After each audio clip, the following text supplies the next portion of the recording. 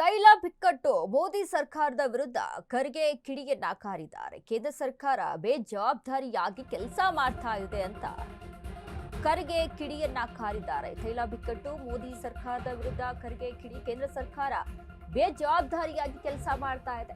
ಪ್ರಪಂಚ ಮೋದಿಯತ್ತ ನೋಡ್ತಿದೆ ಎಂದು ಭಾಗವತ್ ಹೇಳಿದ್ರು. ಮತ್ಯಾಕೆ ಪ್ರಧಾನಿ ನರೇಂದ್ರ ಮೋದಿ ಯುದ್ಧವನ್ನ ನಿಲ್ಲಿಸಲಿಲ್ಲ?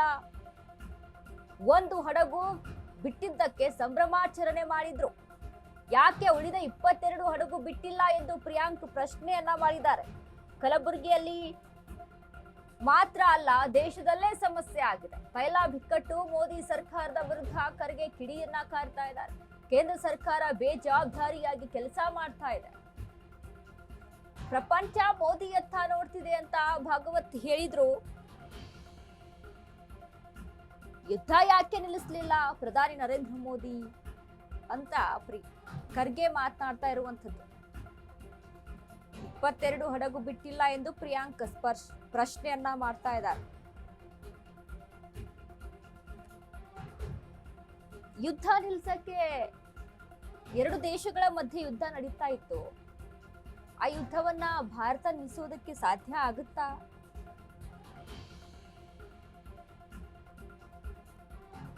ನೋಡಿ, ನಿಜಕ್ಕೂ ಕೆಲವೊಂದು ರಾಜಕೀಯ ನಾಯಕರ ಸ್ಟೇಟ್ಮೆಂಟ್ಗಳು ಇರ್ತಾವೆ ಅಲ್ವಾ, ತುಂಬಾ ಬಾಲಿಶವಾಗಿ ಅನ್ಸುತ್ತೆ. 22 ಹಡಗುಗಳು ಯಾಕೆ ಬಂದಿಲ್ಲ ಅಂತಂದ್ರೆ ಕೇವಲ ಒಂದೇ ಹಡಗು ಬಂತು ಅಂತ ಯಾರು ಹೇಳಿದ್ರು? 50% ಸಮಸ್ಯೆ ಇತ್ತು ಸಿಲಿಂಡರ್ದು. 50% ಮಾತ್ರ ಪೂರೈಕೆ ಆಗ್ತಿತ್ತು ಇಡೀ ದೇಶದಾದಂತ. ಈಗ 70% ಆಗ್ತಾ ಇದೆ ಪೂರೈಕೆ. ಹೇಗಾಯ್ತು? ಇನ್ನು 20% ಹೇಗೆ ಜಾಸ್ತಿ ಆಯ್ತು? ಅಲ್ಲಿಂದ ಹಾರ್ಮುಜ್ ಜಲಸಂಧಿಯಿಂದ ಸಿಲಿಂಡರ್ ಅನಿಲ ಅಲ್ಲಿ ಪೂರೈಕೆ ಆಗದೇನೆ, ಅಲ್ಲಿಂದ ಟ್ರಾನ್ಸ್ಪೋರ್ಟ್ ಆಗದೇನೆ ಭಾರತ ದೇಶದಲ್ಲಿ ಸಮಸ್ಯೆ ನಿರ್ವಹಣೆ ಆಗ್ಬಿಡುತ್ತಾ? ಅದನ್ನ ಜನ ಎಲ್ಲವನ್ನು ಕೂಡ ಗಮನಿಸಬೇಕಾಗುತ್ತೆ. ಬಟ್ ವಿರೋಧ ಪಕ್ಷಗಳು ಮಾತಾಡ್ತಾರೆ. ರಾಜಕೀಯವಾಗಿ ಆರೋಪ ಪ್ರತ್ಯಾರೋಪಗಳು ಇದ್ದೇ ಇರುತ್ತೆ. ಬಟ್ ಇಲ್ಲಿ ಒಂದು ಗಮನಿಸಬೇಕು ನಾವು, 50% ಪೂರೈಕೆ ಆಗ್ತಾ ಇತ್ತು ದೇಶದಲ್ಲಿ ಸಿಲಿಂಡರ್, ಈಗ 70% ಆಗ್ತಾ ಇದೆ.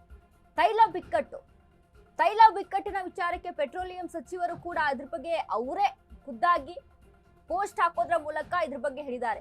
ಸೋಷಿಯಲ್ ಮೀಡಿಯಾದಲ್ಲಿ ವದಂತಿಗಳು ಹರಿದಾಡ್ತಾ ಇದೆ, ಯಾರು ಕೂಡ ಕಿವಿಗೊಡಬೇಡಿ. ನಿನ್ನೆ ಅಷ್ಟೇ